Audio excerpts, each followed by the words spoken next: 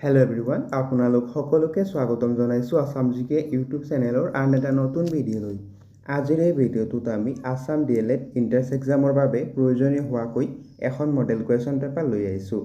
আজিৰ এই model question পেপাৰখনত total 50টা question থাকিব আৰু এই 50টা কুৱেশ্যনৰ ভিতৰত আপোনালোকে যদি 40টা কুৱেশ্যন শুদ্ধ কৰিব পাৰিছে তেনেহ'লে আপোনালোকে এই পেপাৰখনত পাছ কৰিছে। গতিকে আপোনালোকে কিমানটা কুৱেশ্যন শুদ্ধ কৰিব পাৰিছে কমেণ্ট বক্সত জনাব। এনেহ'লে বলকচোন আজিৰ এই ভিডিঅ'টো আৰম্ভ কৰোঁ। আজিৰ আমাৰ ফাৰ্ষ্ট কুৱেশ্যনটো সুধিছে, উমানন্দ মন্দিৰ অসমৰ কোনখন পাহাৰত অৱস্থিত? উমানন্দ মন্দিৰ অসমৰ কোনখন পাহাৰত অৱস্থিত সুধিছে। এই প্ৰশ্নৰ ৰাইট এনচাৰটো হৈছে অপশ্যন বি, বচমাচল পাহাৰ। উমানন্দ মন্দিৰ অসমৰ বচমাচল পাহাৰত অৱস্থিত। নেক্সট কুৱেশ্যন, লাচিত বৰফুকন মৈদাম অসমৰ কোন ঠাইত অৱস্থিত? লাচিত বৰফুকন মৈদাম অসমৰ কোন ঠাইত অৱস্থিত সুধিছে। ইয়াৰ ৰাইট এনচাৰটো হৈছে অপশ্যন চি, যোৰহাট। লাচিত বৰফুকন মৈদাম অসমৰ যোৰহাটত অৱস্থিত। নেক্সট কুৱেশ্যনটো সুধিছে,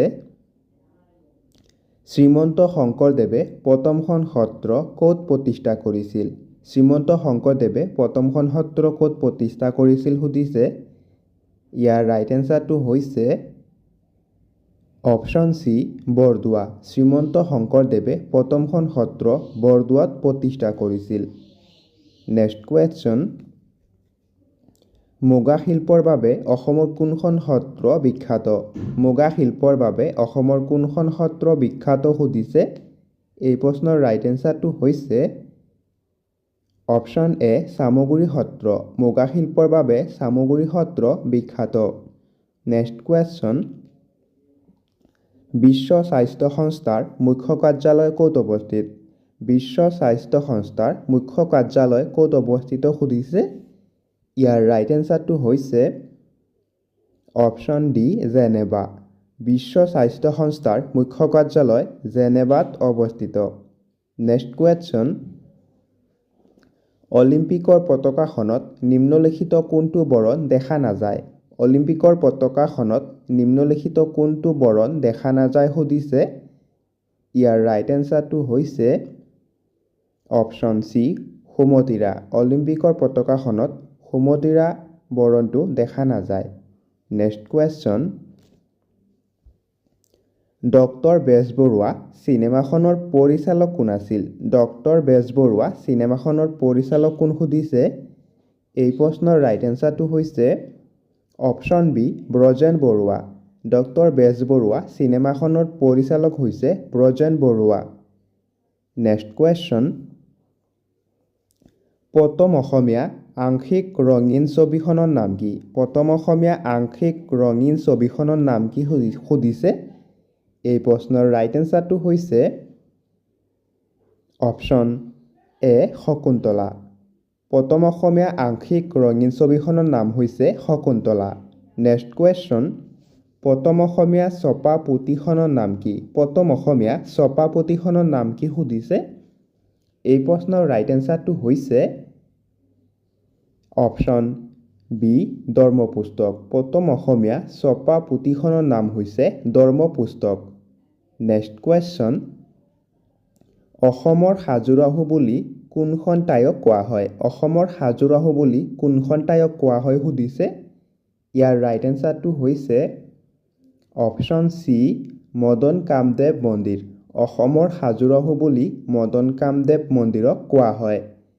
নেক্সট কুৱেশ্যন, নাগালেণ্ড ৰাজ্যৰ ৰাজধানী চহৰখনৰ নাম কি? নাগালেণ্ড ৰাজ্যৰ ৰাজধানী চহৰ কি সুধিছে। ইয়াৰ ৰাইট এনচাৰটো হৈছে অপশ্যন বি, কোহিমা। নাগালেণ্ড ৰাজ্যৰ ৰাজধানী চহৰখনৰ নাম হৈছে কোহিমা। নেক্সট কুৱেশ্যন, সূৰ্য মন্দিৰ কোনখন ৰাজ্যত অৱস্থিত? শ্ৰী সূৰ্য মন্দিৰ কোনখন ৰাজ্যত অৱস্থিত সুধিছে। ইয়াৰ ৰাইট এনচাৰটো হৈছে অপশ্যন চি, উৰিষ্যা। সূৰ্য মন্দিৰ উৰিষ্যা ৰাজ্যত অৱস্থিত। নেক্সট কুৱেশ্যন, মহাকাশলৈ যোৱা প্ৰথম ভাৰতীয় মহাকাশচাৰী কোন আছিল? মহাকাশলৈ যোৱা প্ৰথম ভাৰতীয় মহাকাশচাৰী কোন আছিল সুধিছে। ইয়াৰ ৰাইট এনচাৰটো হৈছে অপশ্যন এ ৰাকেশ শৰ্মা। মহাকাশলৈ যোৱা প্ৰথম ভাৰতীয় মহাকাশচাৰী আছিল ৰাকেশ শৰ্মা। নেক্সট কুৱেশ্যন, তলত দিয়া কোনখন দেশ land of the rising sun নামেৰে জনা যায়? তলত দিয়া কোনখন দেশ land of the rising sun নামেৰে জনা যায় সুধিছে। এই প্ৰশ্নৰ ৰাইট এনচাৰটো হৈছে অপশ্যন বি জাপান। জাপানক land of the rising sun নামেৰেও জনা যায়। নেক্সট কুৱেশ্যনটো সুধিছে, ৰঞ্জী ট্ৰফী তলত দিয়া কোনটো খেলৰ সৈতে জড়িত? ৰঞ্জী ট্ৰফী তলত দিয়া কোনটো খেলৰ সৈতে জড়িত সুধিছে। ইয়াৰ ৰাইট এনচাৰটো হৈছে option B football. Ranji trophy ফুটবলৰ সৈতে জড়িত। নেক্সট কুৱেশ্যনটো সুধিছে, ইউনেস্কোৰ মুখ্য কাৰ্যালয় ক'ত অৱস্থিত? ইউনেস্কোৰ মুখ্য কাৰ্যালয় ক'ত অৱস্থিত সুধিছে। ইয়াৰ ৰাইট এনচাৰটো হৈছে অপশ্যন বি নিউয়ৰ্ক। ইউনেস্কোৰ মুখ্য কাৰ্যালয় নিউয়ৰ্কত অৱস্থিত। নেক্সট কুৱেশ্যন, ভাৰতৰ সৰ্ববৃহৎ ৰাজ্যখনৰ নাম কি? ভাৰতৰ সৰ্ববৃহৎ ৰাজ্যখনৰ নাম কি সুধিছে। এই প্ৰশ্নৰ ৰাইট এনচাৰটো হৈছে অপশ্যন চি ৰাজস্থান। ভাৰতৰ সৰ্ববৃহৎ ৰাজ্যখনৰ নাম হৈছে ৰাজস্থান। নেক্সট কুৱেশ্যন, বৰ্তমান অসমৰ মুঠ জিলাৰ সংখ্যা কেইখন? বৰ্তমান অসমৰ মুঠ জিলা কেইখন সুধিছে। ইয়াৰ ৰাইট এনচাৰটো হৈছে অপশ্যন চি ৩৫খন। বৰ্তমান অসমৰ মুঠ জিলাৰ সংখ্যা হৈছে ৩৫খন। নেক্সট কুৱেশ্যন, বৰ্তমান অসমৰ সৰ্বাধিক জনসংখ্যা থকা জিলাখনৰ নাম কি? বৰ্তমান অসমৰ সৰ্বাধিক জনসংখ্যা থকা জিলাখনৰ নাম কি সুধিছে। এই প্ৰশ্নৰ ৰাইট এনচাৰটো হৈছে অপশ্যন এ নগাঁও। বৰ্তমান অসমৰ সৰ্বাধিক জনসংখ্যা থকা জিলাখনৰ নাম হৈছে নগাঁও জিলা। নেক্সট কুৱেশ্যন, বৰ্তমান অসমৰ আটাইতকৈ কম জনসংখ্যা থকা জিলাখনৰ নাম কি? বৰ্তমান অসমৰ আটাইতকৈ কম জনসংখ্যা থকা জিলাখনৰ নাম কি সুধিছে। ইয়াৰ ৰাইট এনচাৰটো হৈছে অপশ্যন চি মাজুলী। বৰ্তমান অসমৰ আটাইতকৈ কম জনসংখ্যা থকা জিলাখনৰ নাম হৈছে মাজুলী। নেক্সট কুৱেশ্যনটো সুধিছে, ভূটান দেশৰ ৰাজধানী চহৰ কি? ভূটান দেশৰ ৰাজধানী চহৰখনৰ নাম কি সুধিছে।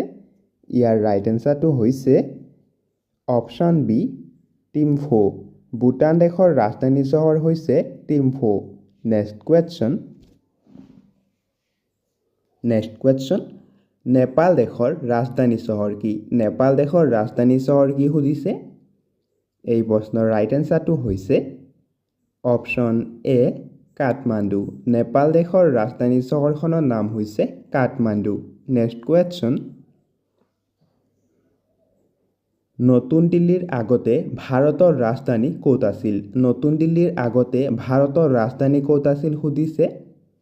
এই প্ৰশ্নৰ ৰাইট এনচাৰটো হৈছে অপশ্যন বি কলকাতা। নতুন দিল্লীৰ আগতে ভাৰতৰ ৰাজধানী কলকাতাত আছিল। নেক্সট কুৱেশ্যন, দিছপুৰৰ আগতে অসমৰ ৰাজধানী ক'ত আছিল? দিছপুৰৰ আগতে অসমৰ ৰাজধানী ক'ত আছিল সুধিছে। ইয়াৰ ৰাইট এনচাৰটো হৈছে অপশ্যন ডি শ্বিলং। দিছপুৰৰ আগতে অসমৰ ৰাজধানী আছিল শ্বিলং। নেক্সট কুৱেশ্যনটো সুধিছে, বৰ্তমান ভাৰতৰ মুঠ ৰাজ্য কেইখন? বৰ্তমান ভাৰতৰ মুঠ ৰাজ্য কেইখন সুধিছে। ইয়াৰ ৰাইট এনচাৰটো হৈছে অপশ্যন এ ২৮খন। বৰ্তমান ভাৰতৰ মুঠ ৰাজ্য হৈছে ২৮খন। নেক্সট কুৱেশ্যনটো সুধিছে, ছিক্কিম ৰাজ্যৰ ৰাজধানী চহৰ কি? ছিক্কিম ৰাজ্যৰ ৰাজধানী চহৰ কি সুধিছে। ইয়াৰ ৰাইট এনচাৰটো হৈছে অপশ্যন চি গেংটক। ছিক্কিম ৰাজ্যৰ ৰাজধানী চহৰখনৰ নাম হৈছে গেংটক। নেক্সট কুৱেশ্যন, ভাৰতৰ আটাইতকৈ ডাঙৰ চহৰখনৰ নাম কি? ভাৰতৰ আটাইতকৈ ডাঙৰ চহৰখনৰ নাম কি সুধিছে। ইয়াৰ ৰাইট এনচাৰটো হৈছে অপশ্যন ডি মুম্বাই। ভাৰতৰ আটাইতকৈ ডাঙৰ চহৰখনৰ নাম হৈছে মুম্বাই। Next question. ভাৰতৰ আটাইতকৈ সৰু ৰাজ্যখনৰ নাম কি? ভাৰতৰ আটাইতকৈ সৰু ৰাজ্যখনৰ নাম কি সুধিছে। ইয়াৰ ৰাইট এনচাৰটো হৈছে অপশ্যন ডি গোৱা। ভাৰতৰ আটাইতকৈ সৰু ৰাজ্যখনৰ নাম হৈছে গোৱা। নেক্সট কুৱেশ্যনটো সুধিছে উত্তৰ পূব সীমান্ত ৰেলৱেৰ মুখ্য কাৰ্যালয় ক'ত অৱস্থিত? উত্তৰ পূব সীমান্ত ৰেলৱেৰ মুখ্য কাৰ্যালয় ক'ত অৱস্থিত সুধিছে। ইয়াৰ ৰাইট এনচাৰটো হৈছে অপশ্যন এ গুৱাহাটী। উত্তৰ পূব সীমান্ত ৰেলৱেৰ মুখ্য কাৰ্যালয় গুৱাহাটীৰ মালিগাঁৱত অৱস্থিত। Next question. অসমৰ আটাইতকৈ ডাঙৰ ৰেল জংচনটোৰ নাম কি? অসমৰ আটাইতকৈ ডাঙৰ ৰেল জংচনটোৰ নাম কি সুধিছে। ইয়াৰ ৰাইট এনচাৰটো হৈছে অপশ্যন বি লামডিং। অসমৰ আটাইতকৈ ডাঙৰ ৰেল জংচনটোৰ নাম হৈছে লামডিং ৰেল জংচন। নেক্সট কুৱেশ্যনটো সুধিছে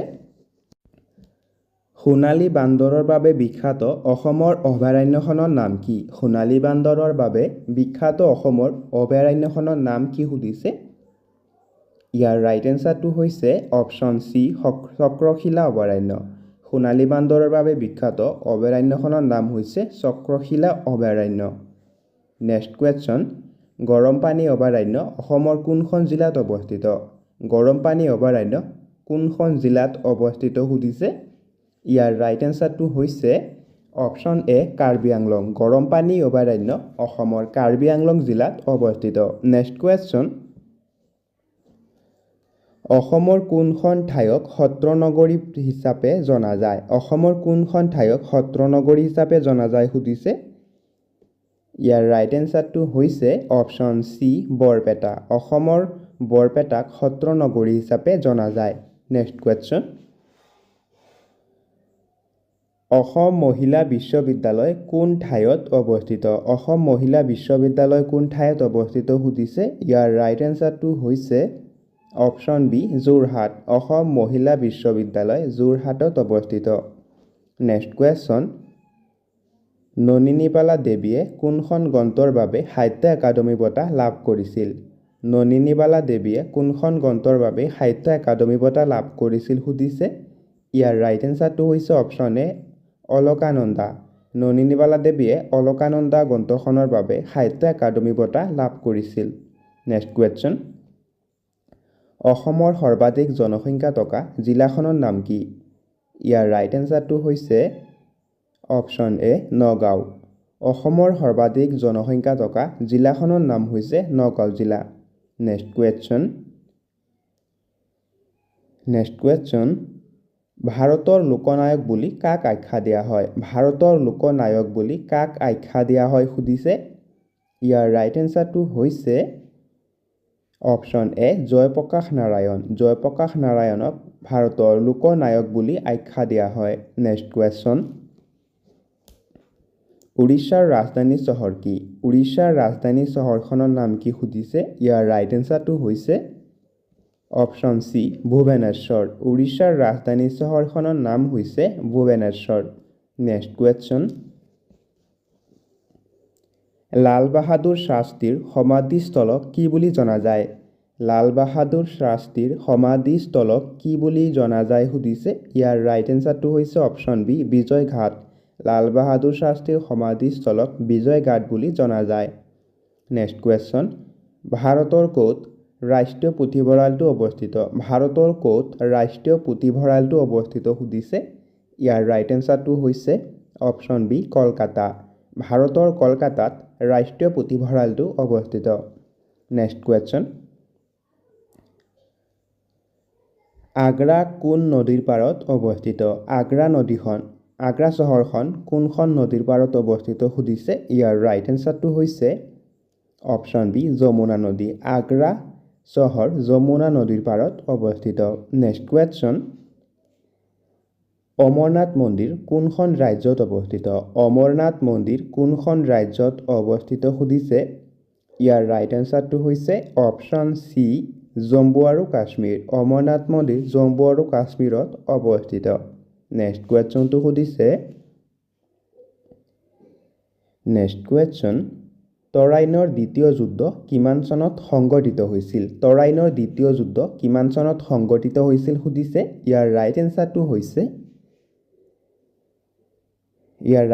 হৈছে অপশ্যন এ 1192 চনত তৰাইনৰ দ্বিতীয় যুদ্ধ 1192 চনত সংঘটিত হৈছিল নেক্সট কুৱেশ্যনটো সুধিছে দিবাং ভেলী অভয়াৰণ্য কোনখন ৰাজ্যত অৱস্থিত দিবাং ভেলী অভয়াৰণ্য কোনখন ৰাজ্যত অৱস্থিত সুধিছে ইয়াৰ ৰাইট এনচাৰটো হৈছে option B Arunachal Pradesh Dibang valley অভয়াৰণ্য অৰুণাচল প্ৰদেশ ৰাজ্যত অৱস্থিত নেক্সট কুৱেশ্যন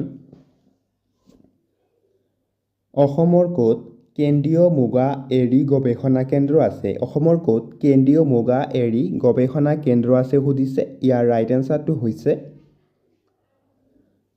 এনচাৰটো হৈছে অপশ্যন এ যোৰহাট অসমৰ যোৰহাটত কেন্দ্ৰীয় মুগা এৰী গৱেষণা কেন্দ্ৰ আছে নেক্সট কুৱেশ্যন দেৱদাস নামৰ বাংলা চলচ্চিত্ৰখন কোনে পৰিচালনা কৰিছিল দেৱদাস নামৰ বাংলা চলচ্চিত্ৰখন কোনে পৰিচালনা কৰিছিল সুধিছে ইয়াৰ ৰাইট এনচাৰটো হৈছে অপশ্যন ডি প্ৰমতেশ বৰুৱা দেৱদাস নামৰ বাংলা চলচ্চিত্ৰখন প্ৰমতেশ বৰুৱাই পৰিচালনা কৰিছিল নেক্সট কুৱেশ্যনটো সুধিছে ৰাজেশ্বৰ সিংহৰ আহোম নাম কি আছিল ৰাজেশ্বৰ সিংহৰ আহোম নাম কি আছিল সুধিছে এই প্ৰশ্নৰ ৰাইট এনচাৰটো হৈছে অপশ্যন এ চুৰামফা ৰাজেশ্বৰ সিংহৰ আহোম নাম আছিল চুৰামফা নেক্সট কুৱেশ্যনটো সুধিছে সেন বংশৰ প্ৰতিষ্ঠাপক ৰজাজনৰ নাম কি সেন বংশৰ প্ৰতিষ্ঠাপক ৰজাজনৰ নাম কি সুধিছে এই প্ৰশ্নৰ ৰাইট এনচাৰটো হৈছে অপশ্যন চি নীলধ্বজ সেন বংশৰ প্ৰতিষ্ঠাপক ৰজাজনৰ নাম আছিল নীলধ্বজ নেক্সট কুৱেশ্যনটো সুধিছে নৰকাসুৰক কোনে বধ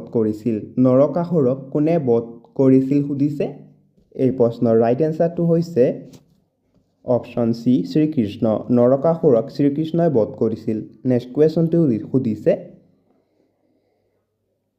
চমাংকাং উৎসৱ কোন জনগোষ্ঠীয়ে পালন কৰে সুধিছে ইয়াৰ ৰাইট এনচাৰ হৈছে অপশ্যন এ কাৰ্বিসকলে চমাংকাং উৎসৱ কাৰ্বিসকলে পালন কৰে নেক্সট কুৱেশ্যন বাংগালা উৎসৱ কোন জনগোষ্ঠীয়ে পালন কৰে সুধিছে এই প্ৰশ্নৰ ৰাইট এনচাৰটো হৈছে অপশ্যন ডি গাৰোসকলে বাংগালা উৎসৱ গাৰোসকলে পালন কৰে নেক্সট কুৱেশ্যন অসমৰ কোনখন জিলাত জনসংখ্যা আটাইতকৈ বেছি সুধিছে ইয়াৰ ৰাইট এনচাৰটো হৈছে অপশ্যন চি নগাঁও অসমৰ নগাঁও জিলাত জনসংখ্যা আটাইতকৈ বেছি নেক্সট কুৱেশ্যনটো সুধিছে তলৰ কোনখন ব্ৰহ্মপুত্ৰৰ উত্তৰ পাৰৰ উপনৈ সুধিছে এই প্ৰশ্নৰ ৰাইট এনচাৰটো হৈছে অপশ্যন চি সোৱণশিৰি ব্ৰহ্মপুত্ৰৰ উত্তৰ পাৰৰ উপনৈ নেক্সট কুৱেশ্যনটো সুধিছে মেলেৰিয়া ৰোগ সৃষ্টিকাৰী অনুজীৱবিধৰ নাম কি কি ইয়াৰ ৰাইট এনচাৰ হৈছে অপশ্যন চি পটজবা মেলেৰিয়া ৰোগ সৃষ্টিকাৰী অনুজীৱবিধৰ নাম হৈছে পটজবা নেক্সট কুৱেশ্যন চীনৰ ৰাজধানী চহৰ কি চীন দেশৰ ৰাজধানী চহৰখনৰ নাম কি সুধিছে ইয়াৰ ৰাইট এনচাৰটো হৈছে অপশ্যন বি বেইজিং চীনৰ ৰাজধানী চহৰ হৈছে বেইজিং নেক্সট কুৱেশ্যনটো সুধিছে ভাৰতৰ প্ৰথম মহিলা IPS বিষয়াগৰাকী কোন সুধিছে ইয়াৰ ৰাইট এনচাৰটো হৈছে অপশ্যন এ কিৰণ বেদী ভাৰতৰ প্ৰথম মহিলা IPS বিষয়াগৰাকী হৈছে কিৰণ বেদী নেক্সট কুৱেশ্যনটো সুধিছে ভাৰতৰ প্ৰথম ৰঙীন টেলিভিছন সেৱা কেতিয়াৰ পৰা আৰম্ভ হৈছিল? ভাৰতত প্ৰথম ৰঙীন টেলিভিছন কেতিয়া আৰম্ভ হৈছিল সুধিছে। ইয়াৰ ৰাইট এনচাৰটো হৈছে অপশ্যন ডি 1982 চনত। ভাৰতত প্ৰথম 1982 চনত ৰঙীন টেলিভিছন সেৱা আৰম্ভ হৈছিল। নেক্সট কুৱেশ্যনটো সুধিছে ভাৰতৰ নাইটেংগেল বুলি কাক কোৱা হয়? ভাৰতৰ নাইটেংগেল বুলি কাক কোৱা হয় সুধিছে। এই প্ৰশ্নৰ ৰাইট এনচাৰটো হৈছে অপশ্যন বি সৰোজিনী নাইডু। ভাৰতৰ নাইটেংগেল বুলি সৰোজিনী নাইডুক কোৱা হয়। নেক্সট কুৱেশ্যনটো সুধিছে